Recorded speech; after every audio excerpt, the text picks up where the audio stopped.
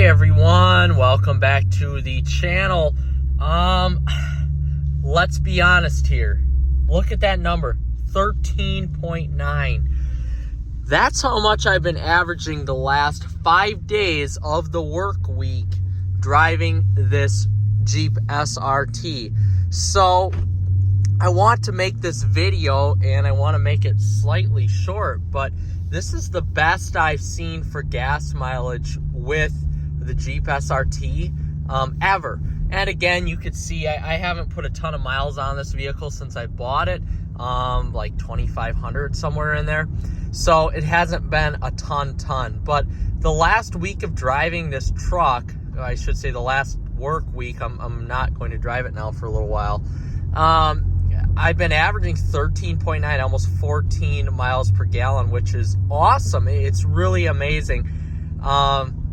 I didn't expect to see that. Most every other time I've driven this Jeep here, I've been averaging like 11 to 12 tops, you know, anywhere in between that 10 to 12 number. But this last 5 days, I've been averaging pretty good gas mileage, I would say, and it's definitely not. I've been a lead foot lawman. Let's put it that way. I've definitely been a lead foot lawman. You know, I definitely haven't been very respectful of the pedal. But that's what this truck is made for, essentially, is to have fun with it. So I'm actually pleased to say that I've been averaging decent gas mileage in this vehicle. Now, it is less than what I was getting with my Ram 1500 with the 5.7 liter Hemi e-torque system.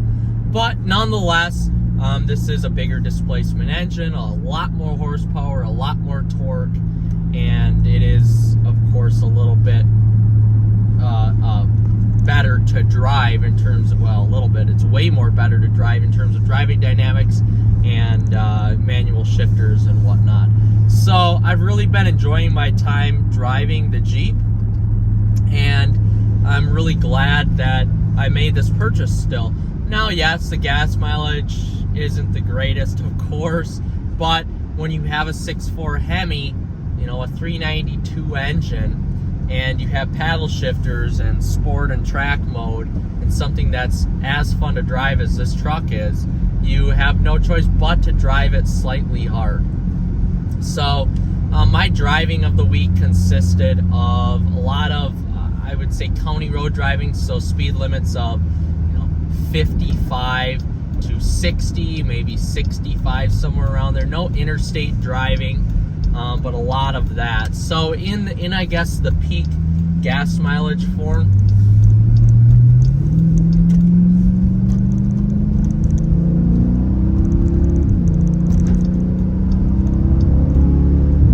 there we go.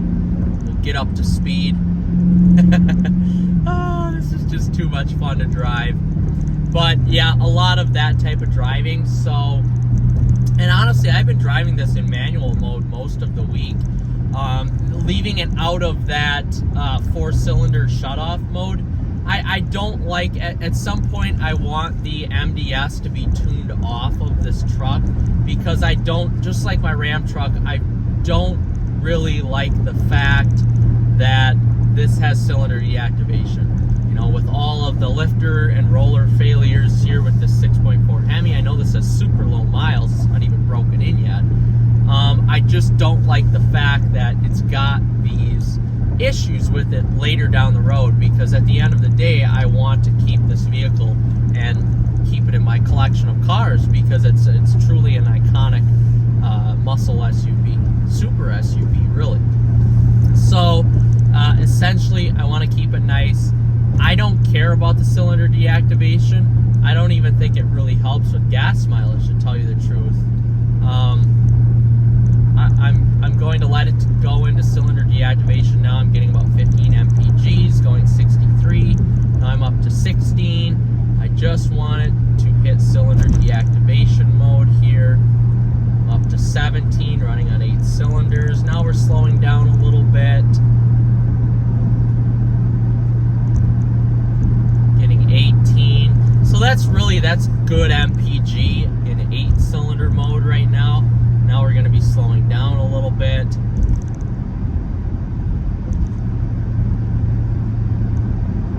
And that number is, yeah, still around 18. I'm seeing roughly with cylinder deactivation mode, I'm seeing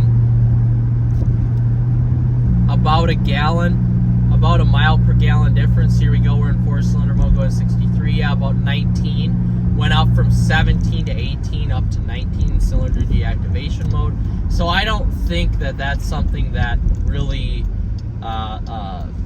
I could care less about, honestly. I'm in a sport truck. It truly doesn't matter to me.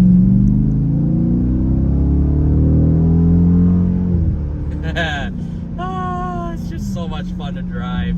You can look down at the speedometer and you're really going fast in a hurry. But yeah, anyway, I'm very happy about the, I'm actually going to put it back in sport mode. So putting it in sport mode or track mode or manual mode eliminates the cylinder deactivation, which is sweet.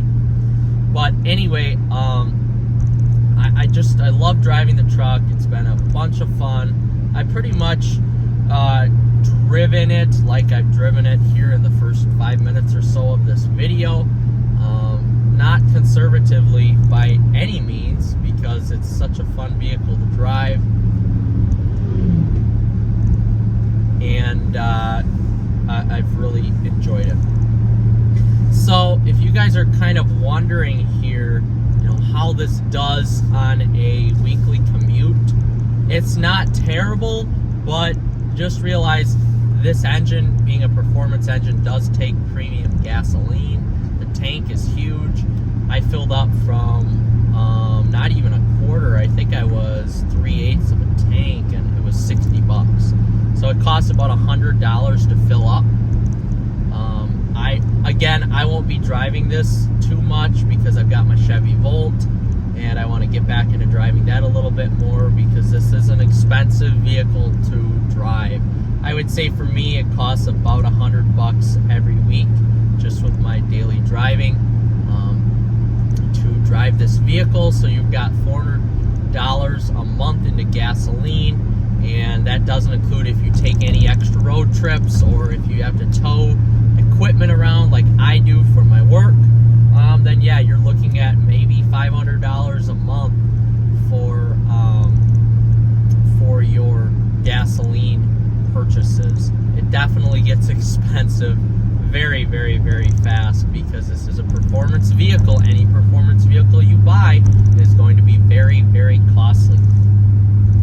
But I have enjoyed it. Again, it's about the miles per miles and not the miles per gallon. That is for sure. But it is definitely a dailyable vehicle. Yes, the gas mileage isn't the best, but if you want to have some fun and you want to enjoy your life a little bit, you got to get a Jeep SRT. These things are just amazing, and they hold their value so well. Their value drops, especially a well taken care of spec like this. Their value just doesn't seem to drop. It is absolutely crazy how much these hold their value. So even compared to a Durango 392, these hold their value very, very, very well, which I'm impressed with. And they are fun to drive. You get all the modern tech and everything like that. But yeah, after my 5 days of driving, I averaged 13.9 miles per gallon. As you saw, I reset that Sunday evening when I was coming home from work, and that has pretty much averaged out 13.9 over the week, which is awesome. So with that being said, guys, I'm going to leave you at that with this short little video of my observations of my I guess work week long testing, and we'll see you in the next one. Like and subscribe for more Mopar content.